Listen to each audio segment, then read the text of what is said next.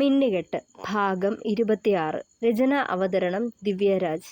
Annie വെള്ളത്തിലേക്ക് വീണതും അമ്പരന്ന് നിന്നു അമ്മാളും ജാനറ്റും.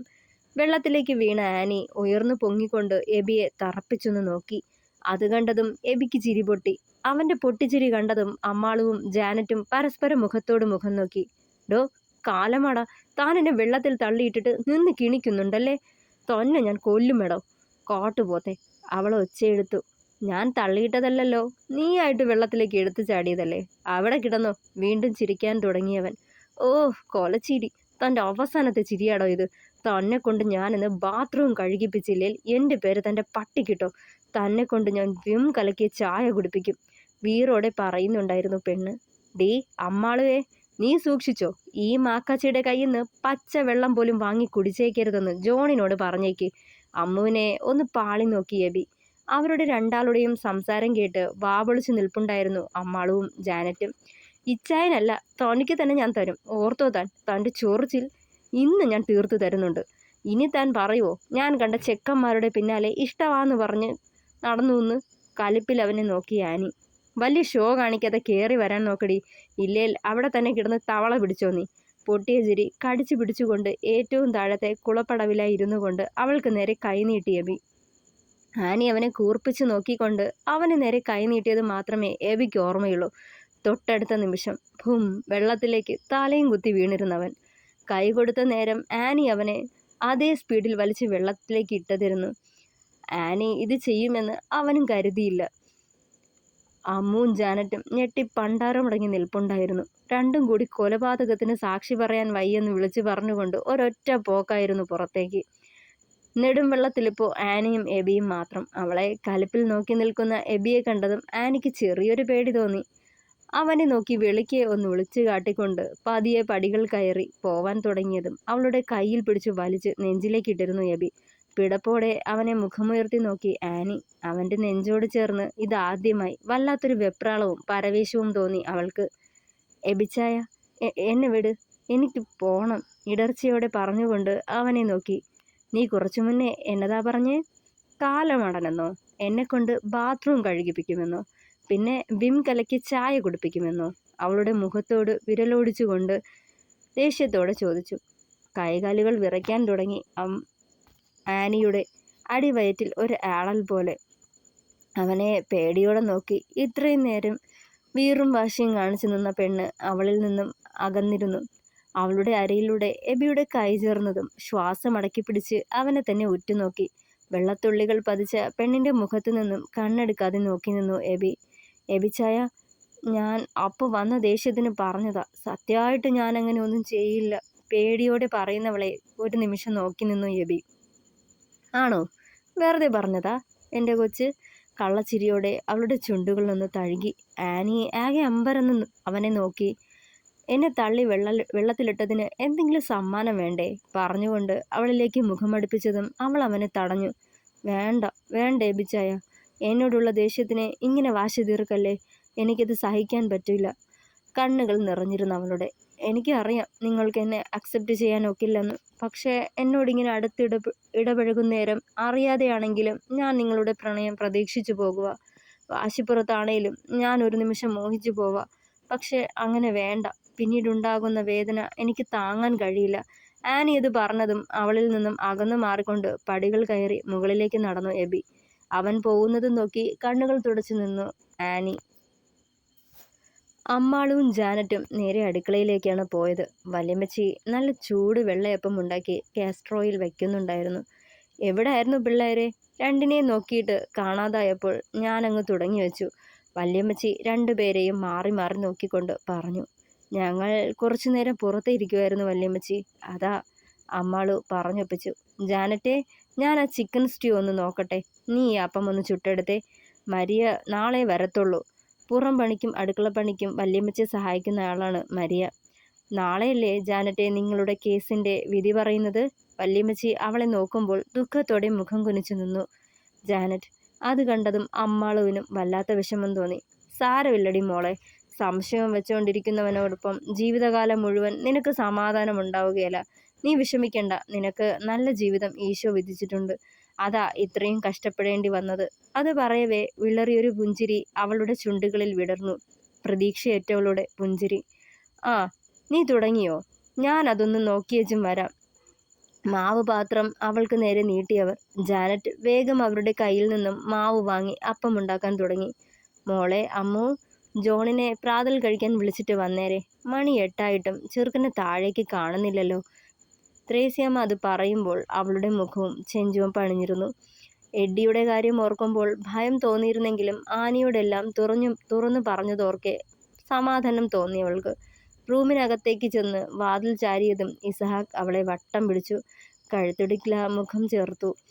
പിടച്ചിലോടവൾ അവനെ മുറുകെ പുണർന്നു. ഇച്ചായ വിട്ടേ, വല്യമ്മച്ചി പ്രാതൽ കഴിക്കാൻ വിളിക്കുക, ചെല്ലാൻ പറഞ്ഞു. അവനിൽ നിന്നും അകന്നു മാറാൻ നോക്കി അമ്മു. അതെ, പ്രാതലൊക്കെ പതിയെ കഴിച്ചോളാം. ആദ്യം എൻ്റെ പെണ്ണിനെ ഒന്ന് കണ്ടോട്ടെ. കള്ളച്ചിരിയോടെ അവളെ ഒന്നൊഴിഞ്ഞു നോക്കിയവൻ. ഇച്ചായ, ദേ നമ്മളെ കണ്ടില്ലേൽ വല്യമ്മച്ചി ഇങ്ങോട്ട് കയറി വരും. ഏയ്, വല്യമ്മച്ചി അങ്ങനുള്ള സാഹസത്തിന് മുതിരുകയില്ല. അതുകൊണ്ട് പറയുന്നതിനൊപ്പം അവളിലെ പിടിമുറുക്കി. അവൻ്റെ കണ്ണുകൾ അവളുടെ അധരത്തിലാണെന്ന് കണ്ടതും ചമ്മലോടെ മുഖം കുനിച്ചു നിന്നവൾ. ഇസഹാക്ക് അവളുടെ ചുണ്ടുകളിൽ പെരുവിരലുകൾ ഒഴിഞ്ഞു. അവളിലേക്ക് മുഖമടുപ്പിച്ചുകൊണ്ട് അധരത്തിൽ അധരം പതിപ്പിച്ചതും ഇസഹാക്കിൻ്റെ ഫോൺ വൈബ്രേറ്റ് ചെയ്യാൻ തുടങ്ങി. അമ്മാള് പെട്ടെന്ന് ഞെട്ടലോടെ അവനിൽ നിന്നും അകന്നു മാറി. ശേ, നശിപ്പിച്ചു. ആരാന്നേ? കൃത്യസമയത്ത് തന്നെ നീരസത്തോടെ ഫോൺ കയ്യിലെടുത്തവൻ. സ്ക്രീനിൽ തെളിഞ്ഞു വന്ന പേര് കണ്ടതും മുഖഭാവം മാറി അവൻ്റെ. അമ്മോ, 1 മിനിറ്റ്, അർജൻറ്റ് കോളാണ് പറഞ്ഞുകൊണ്ട് പുറത്തേക്ക് പാഞ്ഞുപോയി. അമ്മാളു അവനെ പ്രതീക്ഷിച്ച് അവിടെ തന്നെ നിപ്പുണ്ടായിരുന്നു. 5-10 മിനിറ്റ് കഴിഞ്ഞതും ഇസഹാക്ക് തിരികെ വന്നു. മുഖം വല്ലാണ്ടിരിക്കുന്നത് കണ്ട് അവളിലും പരിഭ്രമം നിറഞ്ഞു. അവളുടെ മുഖം മാറിയത് കണ്ടതും പെട്ടെന്ന് ഇസഹാക്ക് പുഞ്ചിരിക്കാൻ ശ്രമിച്ചു. ഇച്ചായ, ആരായിരുന്നു വിളിച്ചേ? എന്തെങ്കിലും പ്രശ്നമുണ്ടോ? ഏയ്, എന്ത് പ്രശ്നം? ഒന്നുമില്ലടാ. ബദ്രിയ വിളിച്ചതേ, ഒരു അത്യാവശ്യ കാര്യം പറയാനാ, പറഞ്ഞൊപ്പിച്ചു. പക്ഷേ ഇച്ചായൻ്റെ മുഖം വല്ലാണ്ടിരിക്കുവാണല്ലോ. പറയ്, എന്തോ ഉണ്ട്. എന്താ? അവൾ നെറ്റിച്ചുളിച്ചു. അത് പിന്നെ ഇന്നലത്തെ ക്ഷീണമാ പൊന്നെ, മൂര് നിവർത്തിക്കൊണ്ട് പറഞ്ഞു. ഒന്ന് കുളിച്ച് ഫ്രഷായി വരുമ്പോഴേക്കും അതങ്ങ് മാറും. കള്ളച്ചിരിയോടെ അവളെ നോക്കിയതും ചമ്മലോടെ മുഖം തിരിച്ചു അമ്മാളു. അമ്മോ, കുറച്ചു നേരം ഇവിടെ വെയിറ്റ് ചെയ്യണം. ഞാൻ കുളിച്ചു വരുന്നതിന് മുന്നേ ആരെങ്കിലും വിളിക്കുവാണെങ്കിൽ കോൾ ഒന്ന് അറ്റൻഡ് ചെയ്യണേ, പറഞ്ഞുകൊണ്ട് അവളുടെ കവളിൽ പിച്ചിക്കൊണ്ട് ടവലും എടുത്ത് ബാത്റൂമിലേക്ക് നടന്നു. ഇസഹാക്ക് ബാത്റൂമിലേക്ക് കയറി കുറച്ച് സമയം കഴിഞ്ഞതും അവൻ്റെ ഫോണിലേക്ക് ഒരു കോൾ വന്നു. അമ്മാളു വേഗം ഫോൺ കയ്യിലെടുത്തു. ഒരു അൺനോൺ നമ്പറിൽ നിന്നുമായിരുന്നു കോൾ. ഇച്ചായ, ഒരു അൺനോൺ നമ്പറിൽ നിന്ന് കോൾ വന്നിട്ടുണ്ടേ, അറ്റൻഡ് ചെയ്യണോ? ബാത്റൂമിനടുത്തേക്ക് ചെന്ന് നിന്ന് വിളിച്ചു ചോദിച്ചവൾ. ആ, അറ്റൻഡ് ചെയ്തോ. അവൻ്റെ മറുപടി കിട്ടിയതും സംശയത്തോടെ അവൾ ഫോണിലേക്ക് നോക്കി. കോൾ അറ്റൻഡ് ചെയ്തു. ഹലോ, ഇസഹാക്ക് ജോൺ സൈമൺ കുരിശുമറ്റം. ഇത് ഞാനാ, ആദിനാഥ്. എന്നെ മറന്നോ നീ? അങ്ങനെ അങ്ങ് മറക്കാൻ കഴിയുമോ നിനക്ക്? ഒരു കുഞ്ഞു നോവ് നിനക്ക് തരാൻ പോവാ ഞാൻ. മഠത്തിൽ ചന്ദ്രൻ എന്ന നിന്റെ ചന്തുമാമ ഇന്ന് എൻ്റെ കൂടെയുണ്ട്. അയാളെ നീ ഇനി ജീവനോടെ കാണില്ല. മറുപുറത്ത് പറയുന്നത് കേട്ട് വിറങ്ങലിച്ച് നിൽപ്പുണ്ടായിരുന്നു അമ്മാളു. എന്താ ഇസഹാക്ക്, ഭയന്നു പോയോ നീ? കാണണ്ടേ നിനക്കയാളെ? അവസാനമായി അട്ടഹാസത്തോടെ ചോദിച്ചു ആദി. എൻ്റെ അച്ഛയെ ഒന്നും ചെയ്യല്ലേ. നിങ്ങൾക്ക് എന്താ വേണ്ടത്? കരച്ചിലോട് ചോദിച്ചു അമ്മാളു. അവളുടെ ശബ്ദം കേട്ട് അവനൊന്ന് ഞെട്ടിയെങ്കിലും ഇരയെ കയ്യിൽ കിട്ടിയ വേട്ടക്കാരൻ്റെ ഭാവം അവൻ്റെ മുഖത്ത് തെളിഞ്ഞു. അമ്മാളു വീണ്ടും അട്ടഹാസം തുടർന്നു. നീ നീ ഇവിടേക്ക് വന്നാൽ മതി. നിന്റെ അച്ഛയെ ഞാൻ ജീവനോടെ തിരിച്ചയക്കാം, വന്യമായ ഭാവത്തോടെ പറഞ്ഞു ആദി. ഞാൻ വരാം. എവിടാ വരേണ്ടതെന്ന് പറഞ്ഞാൽ മതി. ധൈര്യം സംഭരിച്ച് അവളത് പറഞ്ഞെങ്കിലും ശരീരം വിറകൊള്ളുകയായിരുന്നു. നീ ആരും അറിയാതെ വീട് വിട്ട് പുറത്തേക്കിറങ്ങി വന്നാൽ മതി. ഗേറ്റ് കടക്കുമ്പോൾ എൻ്റെ ആൾക്കാരുണ്ടാവും അവിടെ. അവർക്കൊപ്പം ഇവിടേക്ക് പോന്നാൽ മതി. പിന്നൊരു കാര്യം ഇസഹാക്ക്, അവൻ ഒരിക്കലും അറിയരുത് നീ ഇവിടേക്ക് വന്ന കാര്യം. അഥവാ നീ പറയുവാണെങ്കിൽ അവൻ്റെ ജീവന ആപത്ത്. വെറുതെ നീയായിട്ട് അവനെയും കൂടി എന്തിനാ, അല്ലേ? ചിരിയോടെ ചോദിച്ചയാൾ. ഒന്നും മിണ്ടിയില്ലവൾ. മരവിച്ചുള്ള ആ നിൽപ്പ് തുടർന്നു. അപ്പോ എല്ലാം പറഞ്ഞതുപോലെ 15 നിമിഷം. അതുവരെ നിനക്ക് സമയമുള്ളൂ. വേഗം താഴേക്ക് ചെല്ല്. ഗേറ്റ് കടന്ന് ആദ്യം കാണുന്ന വളവിൽ കാറുമായി എൻ്റെ ആൾ നിൽപ്പുണ്ടാവും. ഒരക്ഷരം പോലും അയാളോട് സംസാരിക്കാതെ അയാൾ പറയുന്നത് അനുസരിക്കുക. പറഞ്ഞുകൊണ്ട് കോൾ കട്ടാക്കി. ശരീരം തളരുന്നുണ്ടായിരുന്നു അമ്മാളുവിൻ്റെ. അച്ഛൻ്റെ മുഖമോർത്തതും മനസ്സ് തകർന്നു. ഇസഹാക്കിനോട് ഒന്നും പറയരുതെന്ന് ആദിയുടെ താക്കീത് അവളിൽ ഭയം നിറച്ചു. തളർന്നിരിക്കേണ്ട സമയമല്ല. അയാൾ പറഞ്ഞ സമയത്ത് തനിക്കെവിടെ പോയേ മതിയാവൂ. അറിയില്ല എന്താ ഉണ്ടാവാൻ പോണതെന്ന്. അവൾ ഇസഹാക്കിന്റെ ഫോൺ കയ്യിലെടുത്തു. എന്തൊക്കെയോ ടൈപ്പ് ചെയ്തു. അലാറം സെറ്റ് ചെയ്ത് വച്ച ശേഷം വേഗം ഡ്രസ് ചേഞ്ച് ചെയ്ത് പുറത്തേക്കിറങ്ങി. പതിയെ സ്റ്റെപ്പ് ഇറങ്ങി താഴേക്ക് ചെന്നതും ജാനറ്റ് അവിടെ നിൽപ്പുണ്ടായിരുന്നു. അവളെ കാണാതിരിക്കാൻ മാറി നിന്നു. ജാനറ്റ് അവിടെ നിന്ന് പോയതും പതിയെ പുറത്തേക്കിറങ്ങി ഗേറ്റ് കടന്ന് റോഡിലേക്കിറങ്ങി മുന്നോട്ട് നടന്നു. ആദ്യ പറഞ്ഞ വളവെത്തിയതും പറഞ്ഞിരുന്ന പോലെ ഒരു ബ്ലാക്ക് വാഗ്നർ അവിടേക്ക് വന്നു അവളുടെ മുന്നിലായി നിന്നു. അതിൽ നിന്നും ഇറങ്ങി വന്ന ഒരാൾ അവളുടെ നേരെ ഒരു ഫോൺ നീട്ടിപ്പിടിച്ചു. ഇത് തനിക്കുള്ള കോളാണ്. ആ വന്നയാൾ ആദിയുടെ ആളായിരിക്കുമെന്ന് അവൾക്ക് ഉറപ്പായിരുന്നു. ഫോൺ കയ്യിൽ വാങ്ങി ചെവിയിൽ വെച്ചു വിറയോടെ. ഹലോ, ഞാൻ ആദിനാഥ്. മറ്റൊന്നും ചോദിക്കാനോ പറയാനോ നിൽക്കാതെ ആ കാറിലേക്ക് കയറിക്കോളൂ. അതെൻ്റെ ആളാ. പറഞ്ഞുകൊണ്ട് കോൾ കട്ടായി. ഭയത്തോടെ അയാളെ നോക്കുമ്പോൾ പിൻസീറ്റിലേക്കുള്ള ഡോർ തുറന്നു കൊടുത്തു. അവൾ വിറയോടെ അതിലേക്ക് കയറി. അമ്മാളു കണ്ണുകളടച്ച് പ്രാർത്ഥനയോടിരുന്നു. തന്നെ കാത്തിരിക്കുന്ന വിധി എന്തു തന്നെയായാലും അത് നേരിടാൻ തന്നെ മനസ്സിനെ പാകപ്പെടുത്തി.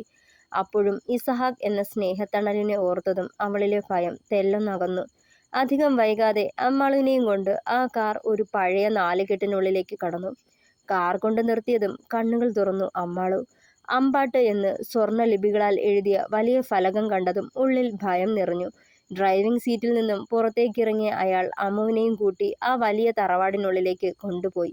വർദ്ധിച്ച ഹൃദയമിടിപ്പോടെ ഓരോ ചുവടും മുന്നോട്ട് വയ്ക്കുന്തോറും കാലുകൾ ഇടറുന്നുണ്ടായിരുന്നു. ശരീരമാകെ വിറകൊണ്ടു. ഇവിടെ നിന്ന് താൻ ഇനി ജീവനോടെയാണോ അതോ ജീവനറ്റ വെറും ശരീരമായാണോ തിരികെ പോകുന്നതെന്ന് തീരുമാനിക്കുന്നത് തൻ്റെ ഭാഗ്യമാണ്. താൻ ഇച്ചായന് വേണ്ടി ടൈപ്പ് ചെയ്തു വെച്ച മെസ്സേജ് കൃത്യമായി ഇച്ചായൻ കാണുകയാണെങ്കിൽ ഒരുപക്ഷെ താൻ ഇവിടെ നിന്ന് ജീവനോടെ തിരികെ പോകും, അവൾ ഓർത്തു.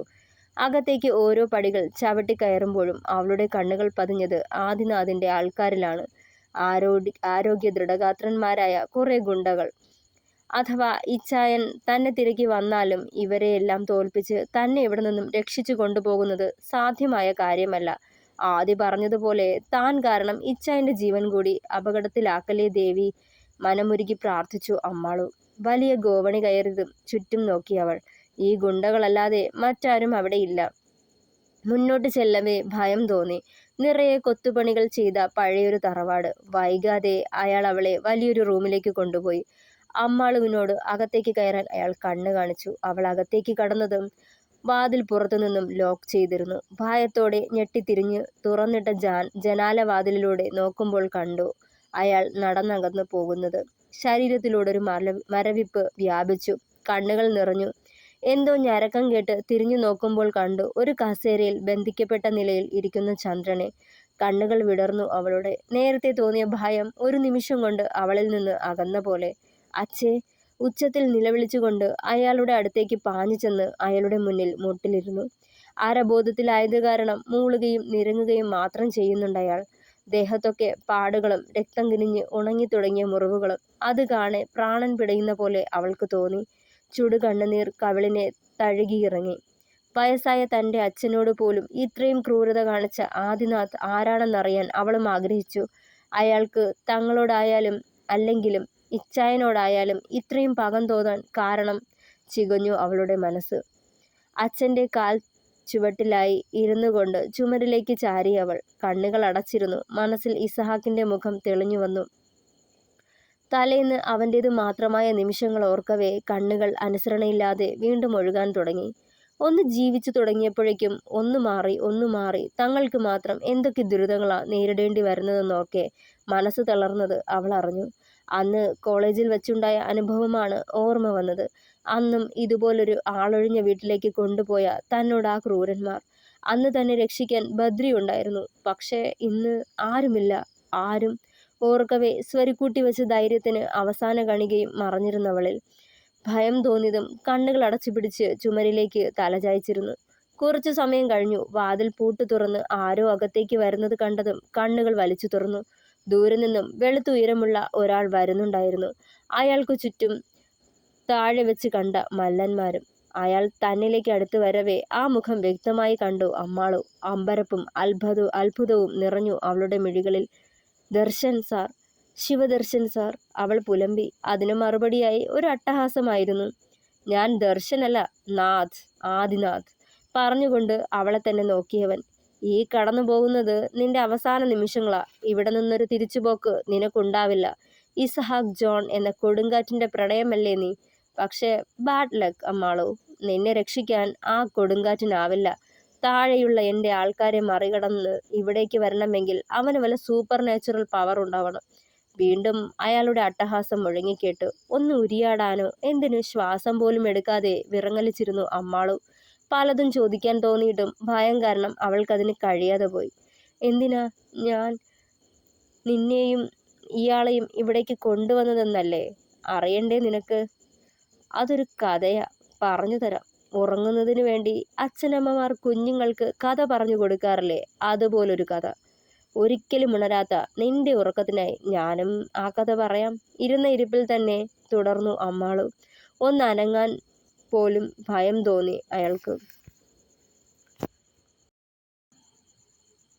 അമ്പാട്ട് എന്ന ഈ തറവാട്ടിൽ ഒരു രാജാവുണ്ടായിരുന്നു, മാധവൻ.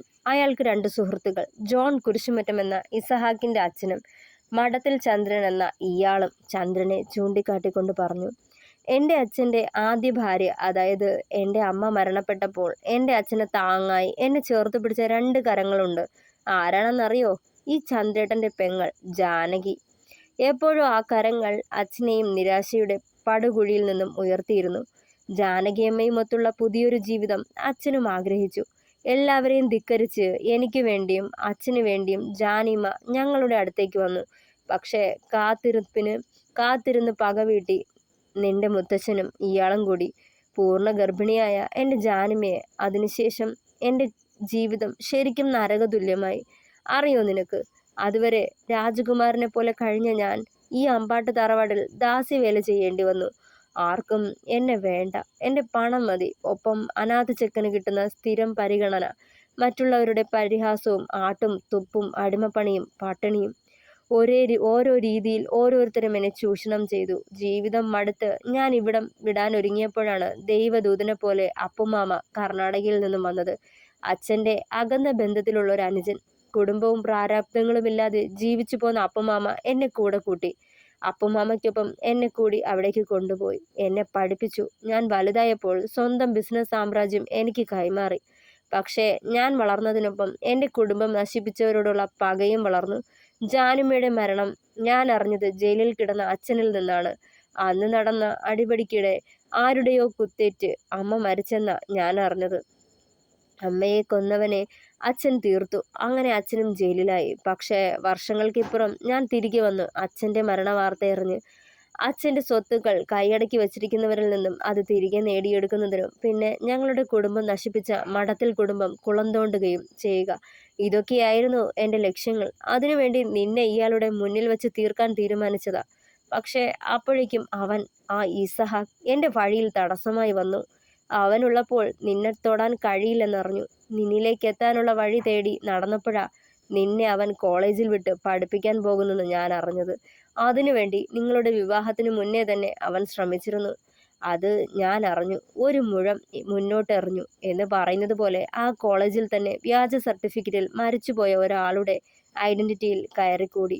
പിന്നെ നിന്റെ നിഴല് പോലെ ഞാനുണ്ടായിരുന്നു നിന്നോടൊപ്പം. ക്യാമ്പസിനുള്ളിൽ വെച്ച് നിന്നെ ഒന്നും ചെയ്യാൻ കഴിയില്ലെന്ന് മനസ്സിലായി. നിനക്ക് കാവലായി അവൻ്റെ ആളുകളുണ്ടെന്നും മനസ്സിലായി. പക്ഷേ ആരാണെന്ന് കണ്ടെത്തിയത് അന്ന് ആക്സിഡന്റ് നടന്ന ദിവസമാ. അന്ന് ബദ്രി കൂടെയുള്ളത് കൊണ്ട് നീ രക്ഷപ്പെട്ടു. പക്ഷേ ഇന്ന് നിന്നെ രക്ഷിക്കാൻ ആരും വരില്ല. അഥവാ ഇനി വന്നാലും എൻ്റെ ആൾക്കാരെ കടന്ന് അവരിൽ ഒരാൾ പോലും ഇവിടേക്ക് വരില്ല, പരിഹാസത്തോടെ പറഞ്ഞു ആദി. എല്ലാം കേട്ട് തറഞ്ഞിരുന്നവൾ ഇടയ്ക്ക് ചന്ദ്രനെ നോക്കുമ്പോൾ പാതി ബോധത്തിൽ അവ്യക്തമായി എന്തൊക്കെയോ പുലമ്പുന്നു. ഭയം തോന്നിപ്പോയി അവൾക്ക്. തൻ്റെ നിമിഷങ്ങൾ എണ്ണപ്പെട്ടെന്ന് തോന്നിപ്പോയി അവൾക്ക്. ഭയത്താൽ ശരീരവും മനസ്സും തളർന്നു പോയിരുന്നു അവളുടെ. കരയാൻ കൂടി മറന്ന് സ്തംഭിച്ചിരുന്നവൾ. ആദി പറഞ്ഞതുപോലെ തന്നെ രക്ഷിക്കാൻ ആരും വരില്ലെന്ന് തോന്നിയവൾക്ക്. ആദിയും അയാളുടെ ആൾക്കാരും പോയി കഴിഞ്ഞതും അമ്മാളു ചന്ദ്രനെ തട്ടി വിളിക്കാൻ തുടങ്ങി. പക്ഷേ ബോധം പൂർണ്ണമായി മറഞ്ഞിരുന്നു. ഭയം തോന്നിയവൾക്ക്. ആൻജിയോപ്ലാസ്റ്റി കഴിഞ്ഞയാളാ അച്ഛൻ. ഒന്നും വരുത്തല്ലേ എൻ്റെ ദേവി, നിറമിഴിയോടെ അവൾ പ്രാർത്ഥിച്ചു. ഓരോ നിമിഷവും മുന്നോട്ട് പായവേ കണ്ണുകൾ ചുറ്റും പരതി. രക്ഷപ്പെട്ടു പോകാൻ എന്തെങ്കിലും പഴുതുണ്ടോന്ന് തിരയുകയായിരുന്നു അവൾ. ഇല്ല, ഒരിക്കലും രക്ഷപ്പെട്ടു പോവാൻ കഴിയാത്ത വിധം പൂട്ടിയടച്ചിരിക്കുന്നു. ഉറക്കെ ഉറക്കെ കരയാൻ തുടങ്ങിയവൾ. ഇനി ഇവിടെ നിന്നും തിരിച്ചു പോവാനാവില്ലെന്നവൾ ഉറപ്പിച്ചു.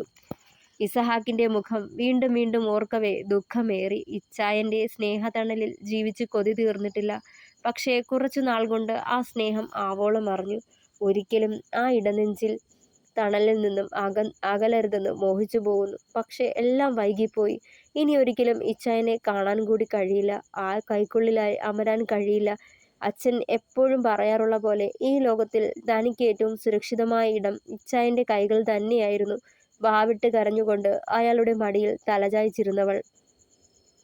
രാത്രി അമ്മാളുവിനെ തേടി വന്ന ആദിയും അപ്പുണ്ണിയും തറവാടിന്റെ വാതിൽക്കൽ കാവൽ നിന്നിരുന്ന ആരും അവിടെ ഇല്ലാന്ന് കണ്ട് സംശയത്തോടെ പരസ്പരം മുഖത്തോട് മുഖം നോക്കി. ചുറ്റും പരതിയപ്പോൾ പേരിന് പോലും അവിടെ ഒരാളില്ല. ഞെട്ടലോടെ മുകളിലേക്ക് പാഞ്ഞു ചെന്നു. അമ്മാളുവിനെ പൂട്ടിയിരുന്ന റൂമിലെത്തി. താഴിലേക്ക് നോക്കി. അനങ്ങിയിട്ടില്ലാന്ന് കണ്ട് ആശ്വാസത്തോടെ നെഞ്ചിൽ കൈവച്ച് രണ്ടുപേരും പതിയെ താക്കോലിട്ട് വാതിൽ തുറന്നു. പക്ഷെ തുറക്കുന്നില്ല. അകത്തു നിന്നും കുറ്റിയിട്ടിരിക്കുക. സ്തംഭിച്ചു നിന്നു ഒരു നിമിഷം. വാതിലിൽ ശക്തിയായി തട്ടാൻ തുടങ്ങി. അധികം വൈകാതെ വാതിൽ തുറന്നു. അകത്തേക്ക് കിടക്കവേ അവിടെ കണ്ട കാഴ്ചയിൽ നടുങ്ങി നിന്നു രണ്ടുപേരും. തുടരും. പ്രിയപ്പെട്ടവരെ, ഇനി അടുത്ത എപ്പിസോഡിൽ ആദി അവൻ്റെ സഹോദരിയാണ് അമ്മു എന്ന് തിരിച്ചറിയാൻ പോവുകയാണ്. അപ്പോൾ കാത്തിരിക്കുക. എല്ലാവരുടെയും സപ്പോർട്ട് ഉണ്ടാവുമെന്ന് പ്രതീക്ഷിക്കുന്നു. തുടർന്നും താങ്ക് യു.